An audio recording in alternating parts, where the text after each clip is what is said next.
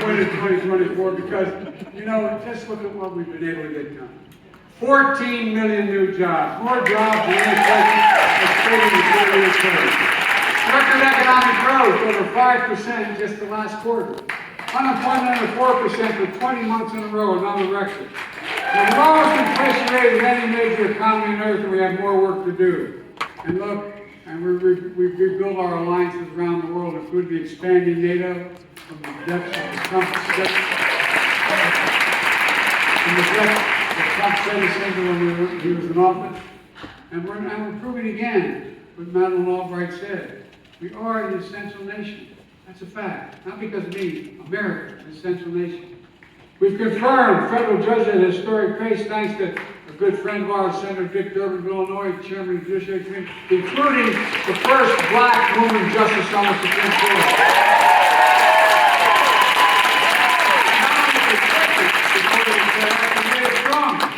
Let me say this. I don't care how many times Trump and his mayor crowd tried to get rid of the Affordable Care Act. It ain't going to happen. We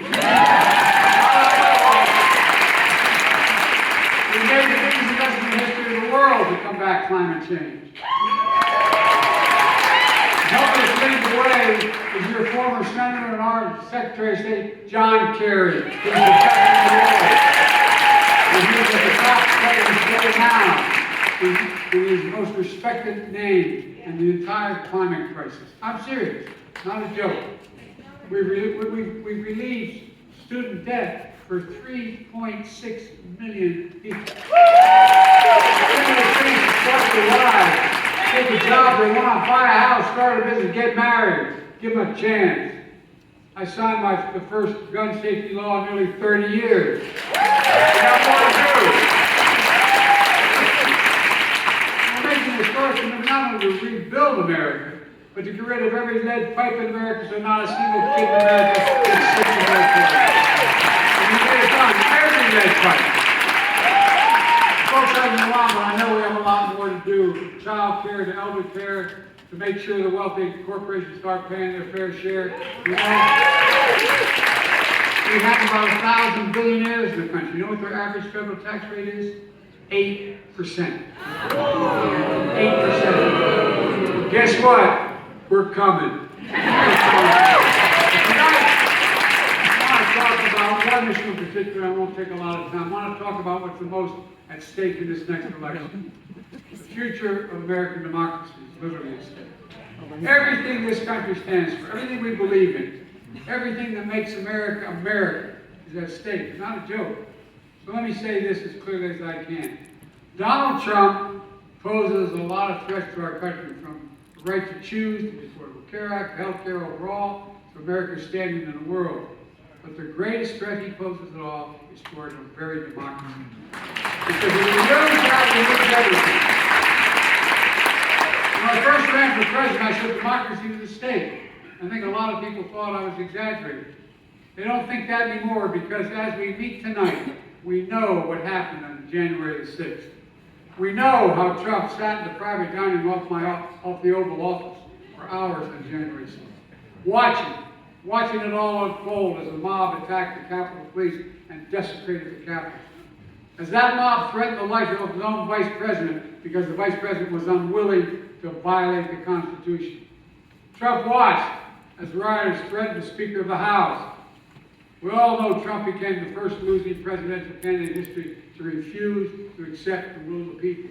He didn't even show up at my inauguration, which I can't say was a disappointment. And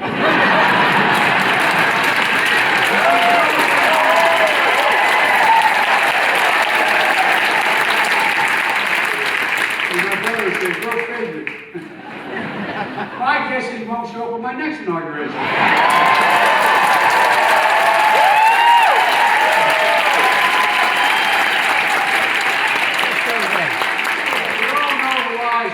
Continue to tell since 2020. Over the course of his term, when he was president, the Washington Post reported and documented 30,500 lies and misstatements. That's more than we hear. More than that. We hear his words today.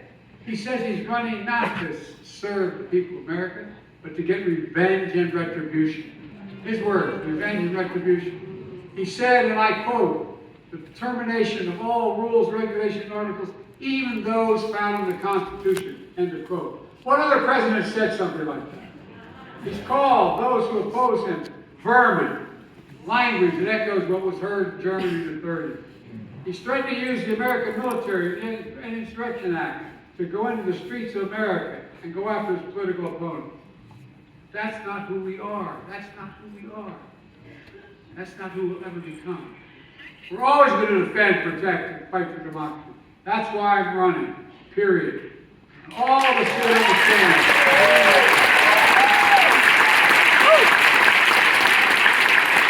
Nobody better understands it historically than the city of Boston. We understand what freedom means. It means telling the truth. Have courage to hold up a mirror to the nation and ask, who are we? Are we being what we're supposed to be? Can we be better?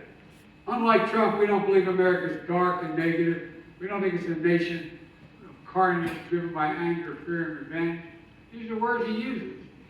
We believe, we're hopeful, optimistic nation, driven by a simple proposition that everybody deserves a fair shot, damn it. Everybody.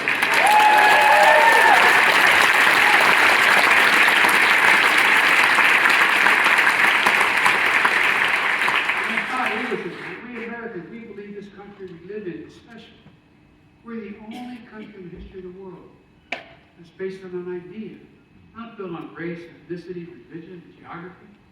We're the only country built on one idea.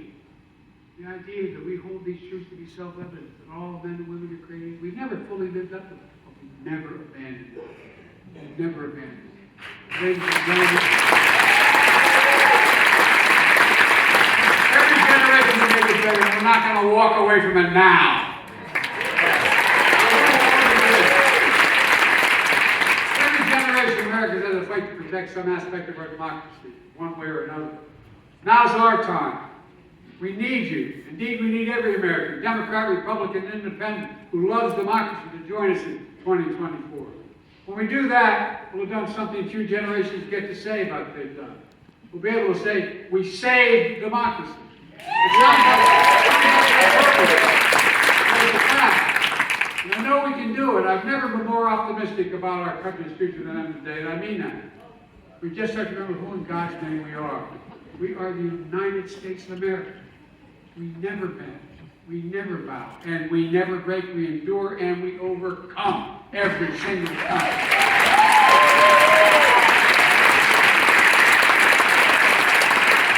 As I first said here in Boston after the marathon bombing, we own the finish line in America. We own the finish line. There's nothing beyond that capacity as we work together.